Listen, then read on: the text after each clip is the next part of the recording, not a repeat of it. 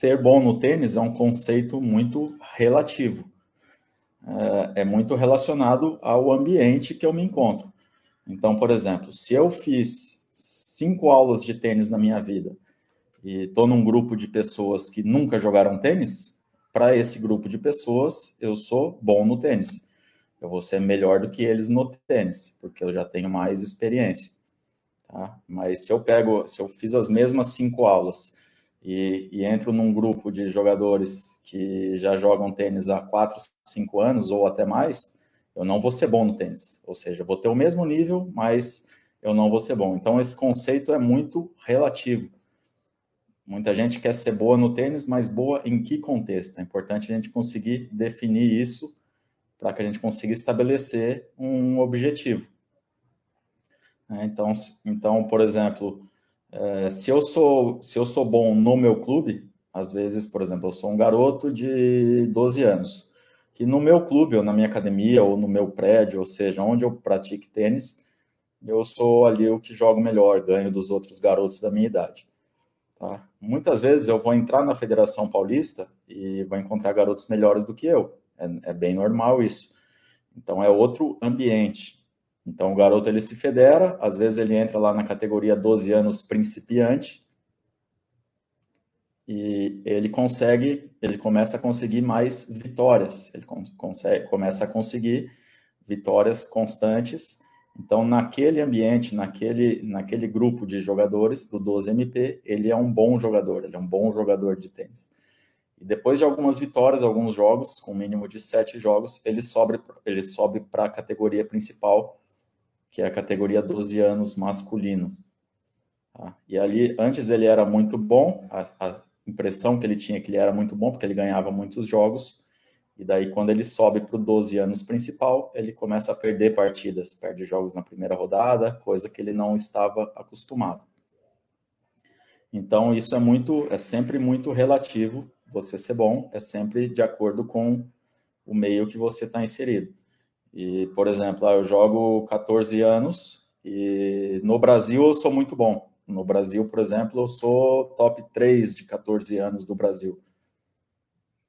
E eu tenho que buscar um meio um pouco mais forte, um ambiente de competição um pouco mais forte para que eu consiga seguir evoluindo, para que eu tenha desafios. Então, por exemplo, eu começo a jogar torneios COSAT de 14 anos, que são torneios sul-americanos, onde eu vou pegar os melhores, normalmente os melhores de cada país da América do Sul. E o nível já se torna um pouco mais alto.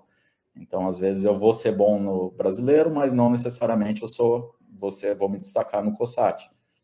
Da mesma maneira, eu posso jogar um Tennis Europe, uns torneios na Europa, que normalmente também são torneios ainda mais fortes. Tem muitos países próximos com um bom investimento no tênis. Então, esse conceito eu posso ser bom na América do Sul, mas não necessariamente eu vou ser bom jogando com os europeus. E da mesma forma nos torneios ITF, juvenis. Eu posso jogar torneios, eu posso me destacar em alguns torneios, por exemplo, grupo 5, grupo 4, que são torneios de nível técnico um pouco inferior, fazer alguns pontos, começar a subir no ranking, e à medida que eu vou subindo no ranking, eu acabo entrando em torneios maiores. Então, eu começo a buscar jogar torneios maiores, de grupo 3, grupo 2, grupo 1, que já são torneios mais fortes. E, normalmente, os jogadores têm dificuldade para fazer essa evolução. E depois, assim, aí, por exemplo, eu fui um bom jogador no juvenil. A hora que eu vou tentar começar a jogar tênis profissional, é a mesma coisa, é um outro degrau. Então, a gente tem muitos degraus para escalar, quando os jogos que a gente vê na televisão, dos grandes jogadores, eles estão ali dezenas de degraus acima que eles já escalaram e conseguiram se destacar. Então, eu ser bom no tênis é muito relativo. Se eu consigo ser número 600 do mundo ITF juvenil, certo?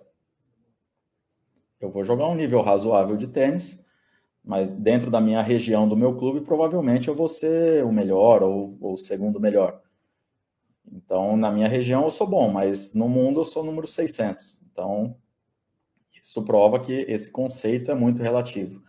Então, escalando os degraus, o que a gente tem assim de projeção para, por exemplo, só para a gente entender, eu acho que isso pode ajudar a gente também, entender quais são os degraus para chegar num tênis profissional, por exemplo.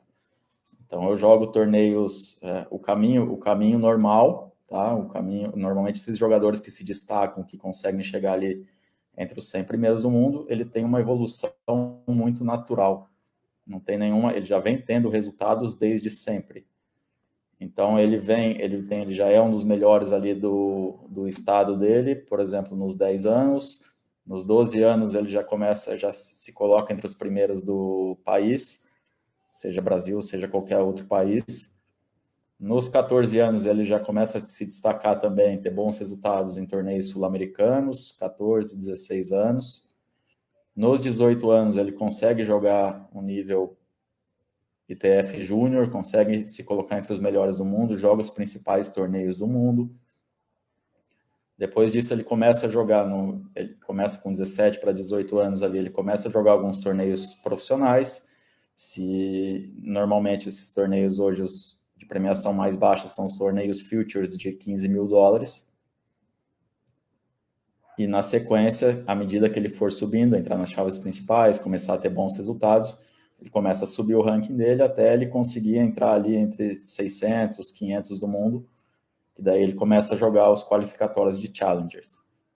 Na sequência, você vai evoluindo, tem níveis de premiação de Challenger também, que são torneios mais fortes de acordo com a premiação, e à medida que ele vai se destacando, vai subindo, ele consegue, eventualmente, se ele entrar ali perto do 100 do mundo, ele consegue jogar os torneios ATP ou Master 1000, começa a entrar nos principais torneios do mundo.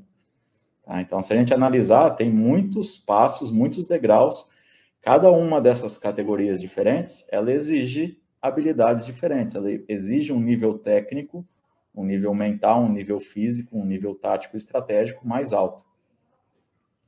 Então, a cada momento, a cada categoria que eu subo, eu acabo tendo que evoluir também o meu jogo. Os jogadores profissionais, eles evoluem, se a gente analisar, por exemplo, o Rafael Nadal hoje com seus 35, 36 anos, ele joga totalmente diferente do que ele jogava quando ele tinha 16 para 17 anos, que ele estava ali surgindo no tênis profissional.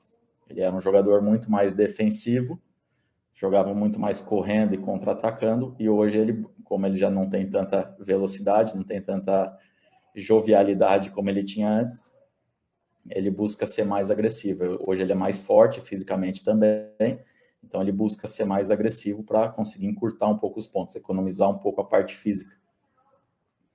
Da mesma maneira, Roger Federer também, quando voltou ali em 2017, ele voltou jogando de uma maneira diferente. Ele não estava jogando, quando ele ganhou a Austrália em 2017, ele não estava jogando igual ele jogava antes. Ele estava mais agressivo, a esquerda mais agressiva, atacando mais, então ele continuou evoluindo. Então, para cada um desses níveis, a gente tem que ter uma certa evolução em todos os aspectos do nosso jogo, para que a gente consiga se destacar e ser considerado um bom jogador dentro daquele nível.